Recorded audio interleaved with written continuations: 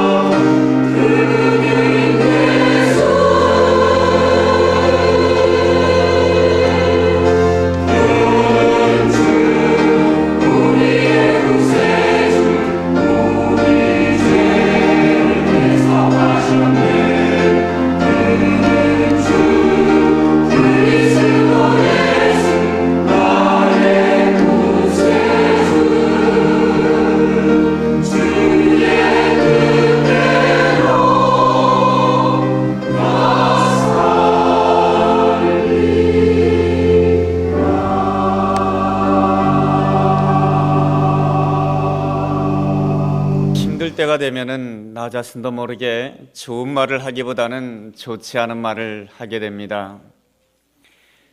내가 그때 당신을 만나지 않았다라고 한다면 내가 오늘날 이렇게 고생하지 않을 텐데, 그런 말 하기도 하고요.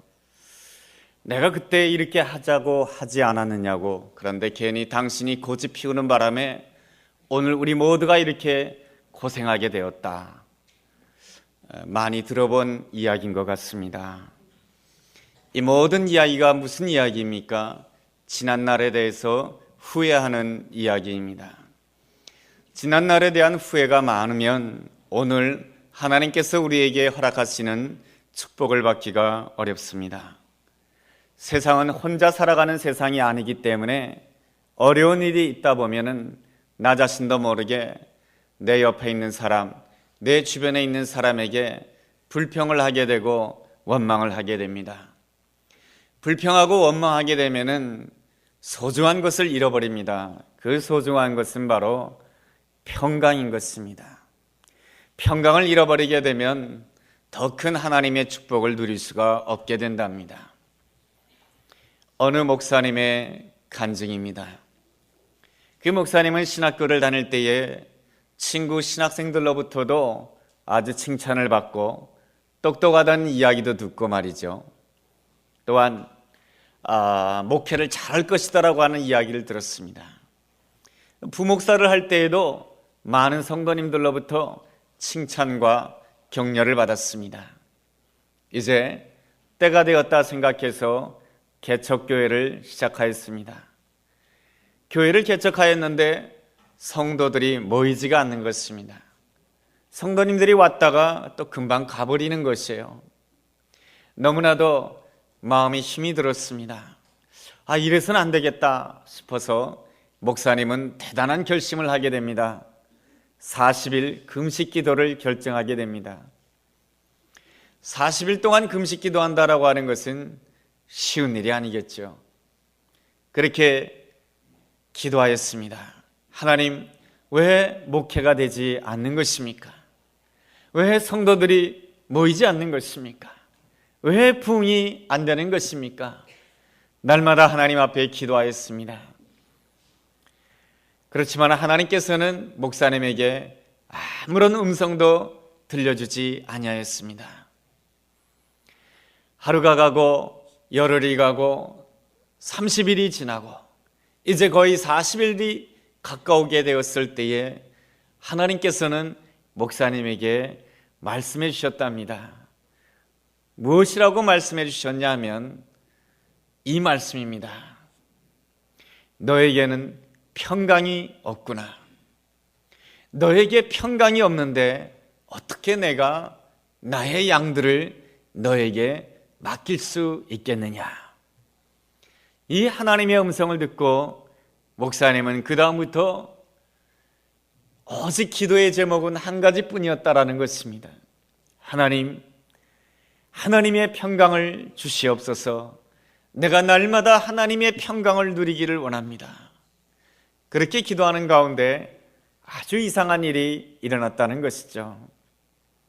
어느 재미교포 사업가가 교회 곁을 지나고 있다가 자신도 모르게 마음에 감동이 되어서 이 교회를 들어오고 싶다라고 하는 것입니다. 그래서 들어와서 목사님을 찾게 되고, 혹시 목사님, 이상하게 내가 이 길을 지나다 보니까 자꾸만 이 교회를 들어가고 싶은 마음이 생겼는데 분명한 하나님의 감동이고 하나님의 인도하심입니다. 제가 목사님을 도와드려야 될 것이 무엇입니까? 이렇게 묻더라는 것입니다. 어느 날 새벽 예배 시간이었습니다. 예배 시간이 끝나고 나서 목사님 교회 성도는 아니었는데 다른 교회 성도님이었는데 그분이 목사님에게 찾아오시더니 이렇게 말씀하시더라는 것입니다.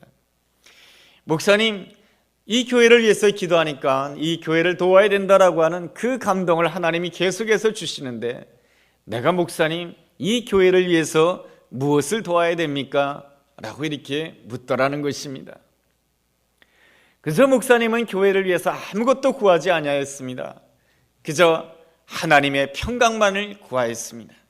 그랬을 때에 하나님께서는 자기가 생각지도 못했던 사람을 통해서 생각지 못했던 그때에 하나님께서 놀랍게 도와주시는 은혜를 체험하게 되었다라고 하는 이야기입니다. 우리의 마음 가운데 평강이 있습니까? 아니면 우리 마음 가운데 자주자주 불안을 경험하고 있습니까? 이 세상에서 살아간다라고 하는 것은 쉽지가 않죠. 그래서 자주 불안을 경험하게 됩니다. 어느 날 몸이 쑤시고 아픕니다. 이 젊으신 분들은 잘 모르겠지만 조금만 나이가 들어가 보면 몸이 좀 쑤신다. 그래서 병원에 간다. 그러면 무섭습니다. 혹시 큰 병에 걸리지 아니할까? 이러한 질병에 대한 마음 가운데 불안이 있습니다. 경제가 어렵다 하니까 경제의 앞날이 불투명하고 사업의 앞날이 불투명할 때에 마음이 불안하기가 그지없습니다. 또한 사람들로부터 인정받지 못할까 봐 그러한 문제 때문에 불안하기도 하고, 어느 날 혹시 나에게도 갑자기 닥칠지 모를 그러한 죽음의 문제 때문에 불안하기도 합니다. 우리는 불안의 문제를 다 떨쳐버리고 싶지만 그렇게 불안의 문제를 떨쳐버리는 것이 쉽지만은 않습니다. 우리가 하나님을 더 가까이 하지 못하고 우리가 하나님과 자꾸만 멀어지는 우리의 죄와 허물 때문에 그렇겠죠. 한 달 전인 것 같습니다. 어느 대학 교수가 자살하였습니다. 그 교수님은 물리학 전공자였습니다. 우리나라에서 최고로 알아주는 물리학자였습니다. 그런데 왜 자살을 했을까? 그 자살한 그 유서의 내용을 보면 이렇습니다. 죄송합니다. 제가 좋은 논문을 쓰지 못해서 죄송합니다. 자살하신 이유가 좋은 논문을 쓰지 못했다라고 하는 것입니다. 그까짓 그냥 논문 쓰지 말고 그냥 살아가지. 좋은 논문을 쓰지 못해서 죄송하다고 자살했습니다. 왜 그렇습니까? 이때까지 좋은 논문을 많이 써서 그 교수님은 지금의 좋은 자리에 와 있는 것입니다.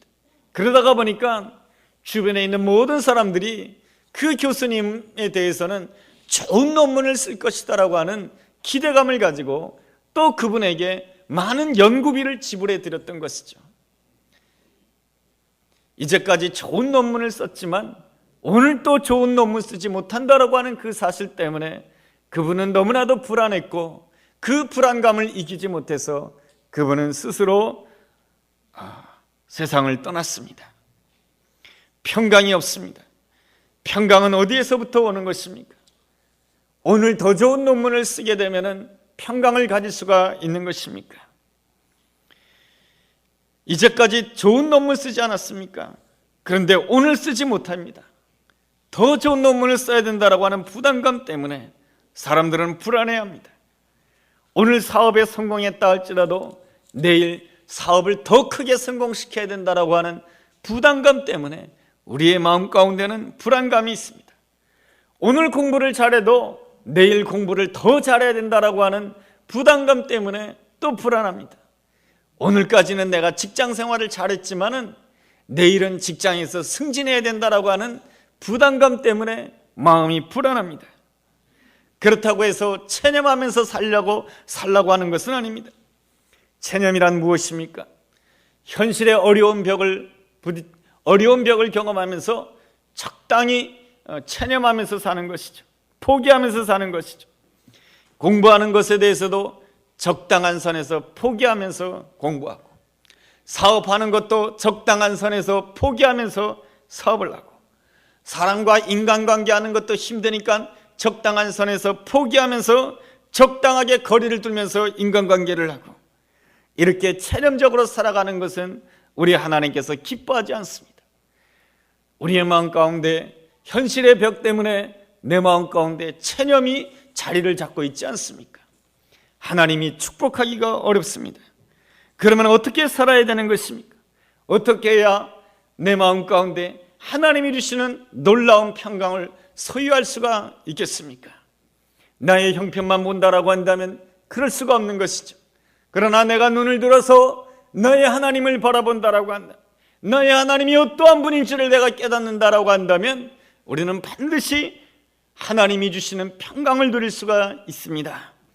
내가 섬기는 하나님은 어떠한 하나님이십니까? 내가 섬기는 나의 하나님은 회복의 하나님이십니다. 부활의 하나님이십니다. 채우시는 하나님이십니다.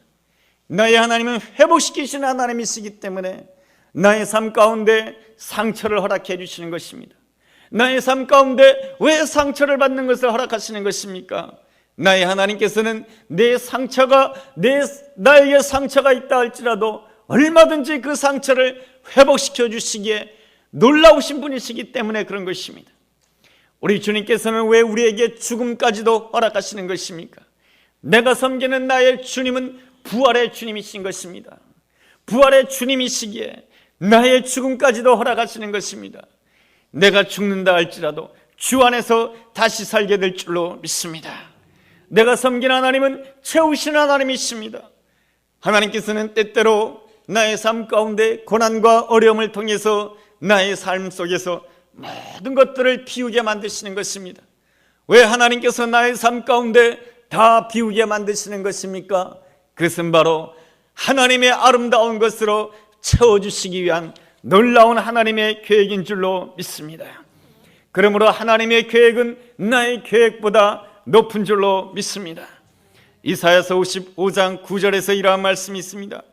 하늘이 땅보다 높음 같이 내 길이 너희 길보다 높으며 내 생각은 너희 생각보다 높다라고 말씀해 주고 있습니다. 내가 섬기는 나의 하나님은 회복의 하나님이십니다. 내가 섬기는 나의 하나님 부활의 하나님이십니다. 내가 섬기는 나의 하나님은 채우시는 하나님이십니다. 그러기에 그 하나님을 날마다 바라보게 될 때에 우리는 평강을 소유할 수가 있으며 하나님이 주시는 그 평강으로 날마다 승리하게 될 수 있는 줄로 믿습니다. 미국의 조엘 오스틴 목사님이 쓰신 최고의 삶이라고 하는 책에서 나오는 이야기입니다. 그 오스틴 목사님이 목회하시는 레이크우드 교회에서 있었던 일입니다. 그 레이크우드 교회에서는 멕시코에 선교사님을 파송하였습니다. 두 분이 멕시코로 파송이 되어서 멕시코에서 선교 활동을 하면서 그 선교사님이 늘 마음속에 가졌던 꿈이 무엇이냐면은 멕시코에 성경학교를 세워서 가난하고 힘든 어린아이들을 미래 지도자로 양육하는 것이 그 목사님의 미래의 꿈이었던 것입니다. 그 아름다운 꿈을 위해서 멕시코에서 선교 활동을 하고 있던 중에 목사님께서 비행기를 타고 가시다가 그만 그 비행기가 추락하게 됩니다. 비행기가 추락하였으니 아무도 살 수가 없습니다. 목사님도 그만 세상을 떠나시게 되었던 것이죠. 이제 목사님이 세상을 떠나시고 나서 그 선교사님의 사모님과 그리고 어린 세 아들이 있었습니다. 그 사모님과 어린 세 아들이 다시금 미국 본토로 돌아온다 할지라도 아무도 말할 수가 없습니다. 왜냐하면 남편 목사님, 남편 선교사님이 돌아가셨는데 당연히 고국으로 다시금 돌아와야 되지 않겠습니까? 미국으로 돌아와도 아무도 그에 대해서 말할 수 있는 사람은 아무도 없습니다. 그런데 그 사모님께서는 그 남편이 늘 가지고 있었던 그 생각, 성경학교를 잘 세우기를 마음에 작정을 하게 됩니다. 그래서 그 사모님께서는 혼자의 몸으로 그 성경학교를 잘 세우고 성경학교를 묵묵하게 운영을 하게 됩니다. 그런데 말이죠, 아주 놀라운 일이 생겼습니다. 그 선교사님에게는 세 아들이 있었는데 그 세 아들 가운데 한 아들이 아주 똑똑하고 찬양을 잘합니다. 그 아들이 20대가 되었을 때 목사님이 되었습니다. 그리고 레이크우드 교회에 젊은이 사역을 하는 탁월한 목사님이 되어서 이 목사님이 설교를 할 때는 수천의 젊은이들이 몰려온다라고 합니다. 선교사님이 어느 날 갑자기 비행기를 타고 가시다가 돌아가셨다라고 하는 것은 너무나도 안타까운 일이고 너무나도 큰 손해로 보입니다. 어찌해서 하나님의 일을 하는 사람에게 그러한 고통이 있단 말인가? 그러나 내가 섬기는 나의 하나님은 결단코 손해보시지 아니하시는 하나님이신 줄로 믿습니다. 너의 하나님은 회복의 하나님이시며 부활의 하나님이신 것입니다. 지금 당장은 내가 보기에는 손해보았고 지금 당장은 내가 잃어버린 것 같고 지금 당장은 가슴 아픈 일인 것 같지만 하나님의 때가 된다라고 한다면 우리 하나님께서 그 손해본 것 그 이상으로, 잃어버린 것 그 이상으로, 상처받은 것 그 이상으로 놀랍게 회복시켜 주시고 보상시켜 주시는 놀라운 하나님이신 줄로 믿습니다. 우리 예수님께서도 그 사실을 너무나도 잘 알고 계셨습니다. 겟세마네 동산에서 주님께서는 피땀을 흘리면서 하나님께 기도하였습니다. 왜 그렇게 기도하신 것입니까? 예수님 앞에 있는 십자가의 짐이 무거웠기 때문에 그런 것이죠. 십자가를 진다라고 하는 것은 육신적으로도 말할 수 없는 고통이며 또한 정신적으로도 말할 수 없는 고통인 것입니다. 왜냐하면 수많은 사람들 앞에서 벌거벗긴 채로 십자가에 달려야 된다라고 하는 그 사실은 영원하신 하나님의 아들로서 말로 감당할 수 없는 수치였던 것입니다. 그 존귀하신 예수님께서 수많은 사람들 앞에서 벌거벗긴 채로 십자가에 피를 흘리셔야 된다라고 하는 그 사실은 말로 다 할 수 없이 고통이요 아픔이었던 것입니다. 그래서 예수님께서는 겟세마네 동산에서 기도하시면서 이렇게 기도하셨습니다. 아버지여, 아버지여, 할만하시거든 이 잔을 지나가게 하여 주옵소서. 그러나 예수님께서는 끝까지 순종하시면서 마지막에 이렇게 기도하셨습니다. 나의 뜻대로 마옵시고 아버지의 뜻대로 하옵소서. 그리고 나서 예수님께서는 십자가를 지고 골고다 산상을 오르십니다. 그 골고다 산상을, 그 무거운 십자가를 지고 오르시는 것이 너무나도 힘드셨던 것 같습니다.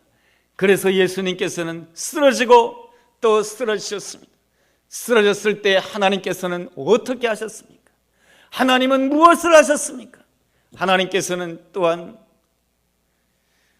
옆에 있는 길을 가던 구레네 시몬을 붙들어서 그 구레네 시몬을 통하여서 예수님의 십자가를 대신 지게 만들어 주셨습니다.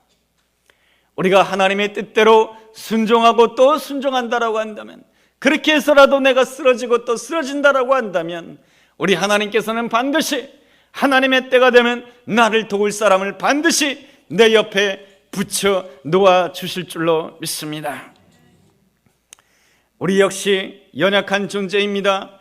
삶 속에서 넘어지기도 하고 못나서 넘어지기도 합니다. 그럴 때에 세상은 나에 대해서 뭐라고 판단합니까? 넌 왜 그렇게 못났냐? 넌 왜 그렇게 잘하는 게 없냐? 넌 왜 그것밖에 못하느냐? 세상 사람들은 이렇게 판단할지 모르지만은 부활의 주님, 골고다 산상을 올라가신 나의 주님께서는 그렇게 판단하지 아니하십니다. 이렇게 말씀해 주시는 것이죠. 괜찮다. 나도 나의 무거운 그 십자가를 지고 골고다 산상을 오를 때에 나도 쓰러졌단다. 나도 넘어졌단다. 말씀해 주시면서 넘어져도 괜찮다. 그리고 또한 쓰러져도 괜찮다. 다시 일어서면 된다. 너의 앞에는 바로 부활의 새벽이 있고 너의 앞에는 승리의 아침이 있다. 다시 일어서라고 말씀해 주신 분이 나의 주님이시며 나의 부활의 주님이시며 나의 승리의 주님이신 줄로 믿습니다. 평강은 어디로부터 오는 것입니까? 주님을 바라볼 때 오는 것입니다. 주님을 만날 때 오는 것입니다. 우리가 주님을 바라볼 때에 그 평강을 소유한다라고 한다면 그 평강을 소유한 자답게 살아가는 것이 우리가 또한 마땅히 그 평강을 소유한 자로서 살아가야 될 마땅한 태도인 것입니다. 평강을 소유한 자는 어떻게 살아가야 되는지 오늘 본문에서는 세 가지로 가르쳐주고 있습니다. 첫째로 평강을 소유한 자는 너그러운 마음으로 내 옆에 있는 사람을 배려할 줄 알아야 된다라고 하는 것입니다. 10절 말씀이 그 말씀입니다. 내가 주 안에서 크게 기뻐함은 너희가 나를 생각하던 것이 이제 다시 싹이 남이니 너희가 또한 이를 위하여 생각은 하였으나 기회가 없었느니라. 이 말씀이 무슨 말씀인가 하니 사도 바울이 빌립보 교회를 개척하였습니다. 그 다음에 이제 빌립보 교회를 떠날 때에 처음에 빌립보 교회가 사도 바울을 도와줬습니다. 처음에는 도와주더니 얼마 지나자 사도 바울을 더 이상 도와주지 아니하였습니다. 그러다가 사도 바울이 감옥에 갇히게 되었을 때야 부랴부랴 에바브로디도를 보내가지고 사도 바울을 돕게 됩니다. 그랬을 때에 사도 바울의 마음 가운데 섭섭함이 있었겠죠. 여러분, 사도 바울이 이 빌립보 교회를 개척할 때 얼마나 많이 헌신하고 얼마나 많이 수고했습니까? 이 빌립보 교회를 개척하기 위해서 감옥에 갇히기도 하고 매를 맞기도 하였습니다. 그렇게 헌신하면서 빌립보 교회를 개척했을 때 사도 바울도 인간인지라 그들로부터 도움을 받기를 원하였습니다. 그런데 그들이 사도 바울을 잊어버렸던 것입니다. 사도 바울이 로마 감옥에 갇힐 때야 비로소 아이고 우리 선생님이 안 됐구나 해서 사도 바울을 돕는 그러한 사람들이 빌립보 교회 성도들이었습니다. 그렇지만은 사도 바울은 이 빌립보서 4장 10절에서 빌립보 교회 성도를 향해서 이렇게 말해주고 있습니다. 마지막 절에 이러한 말씀이 있죠. 너희가 또한 이를 위하여 생각은 하였으나 기회가 없었느니라. 너희들에게는 분명히 생각이 있었을 것이야. 나를 도와주려고 하는 마음은 있었을 것이야. 그렇지만은 너희들에게 기회가 없었던 것이지. 여러분, 이것은 누구를 배려해서 생각해 주는 것입니까? 바로 상대방을 배려해서 생각해 주는 것이고 상대방을 배려해서 말해 주는 것입니다. 여러분, 하나님께서 우리에게 평강의 축복을 주시고 하나님께서 우리와 함께 해주시는 이유가 무엇입니까? 내 옆에 있는 사람을 배려할 줄 아는 사람이 되라는 것입니다. 옆에 있는 사람을 세워주라고 하는 것입니다. 옆에 있는 사람을 세워줄 때에 우리 하나님께서는 나를 더 아름답게 세워주는 귀한 은혜로 함께 하실 줄로 믿습니다. 김연아 선수 이야기를 잠깐 하겠습니다. 이 김연아 선수가 올림픽에서 금메달 따지 않았습니까? 그 금메달 따는 장면을 저는 잠시 보았습니다. 이 김연아 선수가 자기 순서가 되기 전에 초조하고 긴장합니다. 그럴 때마다 누구의 얼굴을 쳐다보냐 하면은 브라이언 오서 코치의 얼굴을 쳐다봅니다. 그런데 이 브라이언 오서 코치가 김연아 선수가 자기를 쳐다볼 때마다 놀랍게도 웃고 있습니다. 미소를 띄워줍니다. 그래서 많은 네티즌들은 그 미소를 일컬어서 아빠의 미소다라고 이렇게 이름을 지어줬습니다.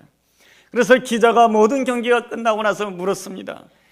이렇게 사람들이 당신의 미소를 아빠의 미소라고 하면서 참 좋은 미소라고 하는데 그렇게 미소를 지으면서 어떤 생각을 했습니까? 라고 물어보았습니다.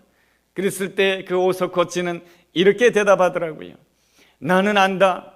네가 얼마나 큰 무거운 짐을 지고 지금 이 경기에 출전한다라고 하는 것을 나는 안다. 모든 국민들이 너를 바라보고 있고 너는 당연히 금메달 딸 것이다라고 하는 많은 기대감을 가지고 보고 있다라고 하는 것을 나는 안다. 너는 지금 얼마나 힘들고 어렵다라고 하는 것을 나는 안다. 그렇지만은 그저 이때까지 연습한 대로 편안한 대로 했으면 좋겠다라고 하는 것이 그 오소코치의 마음이라고 하는 것이죠.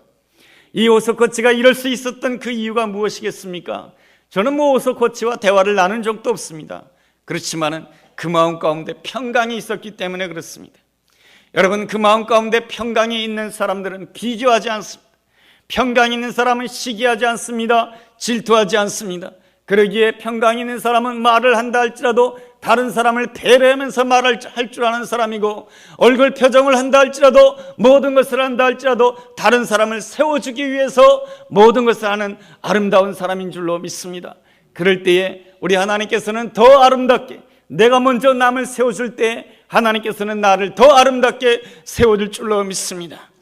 여러분, 요셉이 그러한 사람 아니겠습니까? 요셉의 형제들은 요셉을 힘들게 하였지요. 그렇지만 요셉은 형제들을 바라보면서 이렇게 말합니다. 형님들 걱정하지 마십시오. 당신들이 나를 팔았기 때문에 이것에 온 것이 아닙니다.